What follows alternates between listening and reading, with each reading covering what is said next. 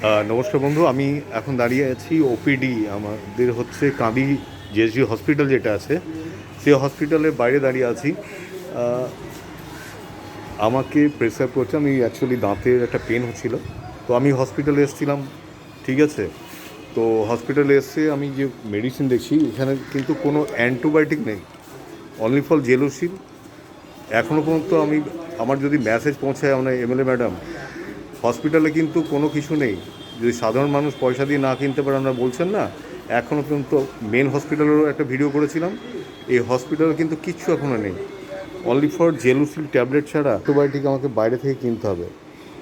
এই যত দেখছেন এটা হচ্ছে আমার প্রেসক্রিপশন, নাম দেখে নেন।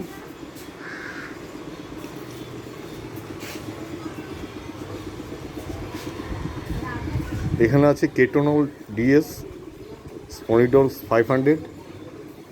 এবার না থাকলে তো কিছু করার নেই, কিন্তু এখানে আমি দেখাচ্ছি প্রেসক্রিপশানটা, আমার নাম দেখিয়ে দিলাম। তো এটার জন্য দেখাতে এসেছিলাম। তো এখানে অনলি ফর দাঁতটা তোলা যায়, এক্স রে এখানে হয় না, এক্স রে বাইরে থেকে হয়। কমসে কম হসপিটালে এক্স রে মেশিনের প্রয়োজন আছে। এক্স রে মেশিন যারা মনে করুন, আপনারা বলছেন যে গরিব মানুষদেরকে করবেন, গরিব মানুষরা কী করবে, কত টাকা দেবেন? এক্স রে মেশিন কিন্তু নাই। দাঁতের যে এক্স রে করাবে বাইরে গেলে মিনিমাম 500 থেকে 1000 টাকা নেবে এক্স রেতে, মিনিমাম 250-300 যাকে যেরকম পাই সেরকম এক্স রে নেয়।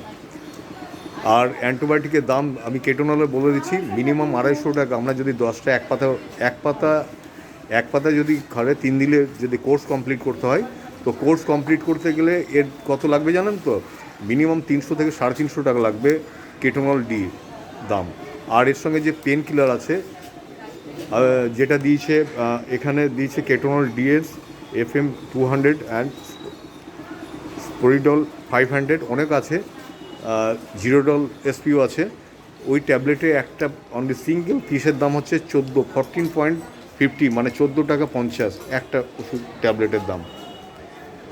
হসপিটাল বলছেন, হসপিটালে কিন্তু কোনো ওষুধ নেই। যদি এটাকে ভালো করে শেয়ার করুন। আর এই জিনিসটা এখনও কিন্তু কোনো এখানে এক্স রে মেশিনও নেই, অনলি ফর এই দেখুন দেওয়ার মধ্যে দেখিয়ে দিচ্ছি, এই যে অনলি ফর অ্যানালজেসিক যেটা আছে, অ্যানালজেসিক ট্যাবলেট ছাড়া। হ্যাঁ, এবং দেখুন দাঁড়িয়ে আছে দেখুন। আপনি বললেন যে ট্যাবলেট তো যদি কিনেই খেতে হয় তাহলে হসপিটালের কী হলো ব্যাপার? একটা জিনিস জানি যে পয়সা না থাকলে পরে আপনার জীবনে কোনো দাম নেই, এটা সোজা কথা। টাকা যদি থাকে তবেই কিন্তু আপনি বাঁচবেন, তাছাড়া আপনি কিন্তু বাঁচার আশা ছেড়ে দেন।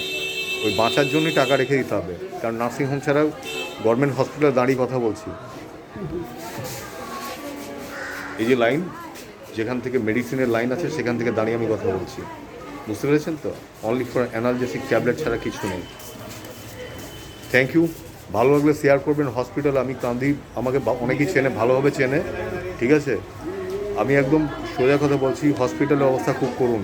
যদি মনে করুন যে কাঁদি যারা পাবলিক বা আশেপাশে গান্ধী সাব ডিভিশনে আসেন, যদি হসপিটালের উপর ভরসা করেন তো কিছু নাই, একদম সোজা কথা, ক্লিয়ার কথা, কিচ্ছু নেই এখানে। ধন্যবাদ, ভালো থাকবেন। আর লাইভটা শেয়ার করবেন যাতে এতে মেডিসিন, আগে বলেছিলাম ইসিজি নাই, ইসিজি ব্যবস্থা করার জন্য, কারণ আমার শ্বশুর ভর্তি ছিল এখানে, ইসিজি নাই, আমাকে চড়কে নিয়ে যেতে হয়েছিল।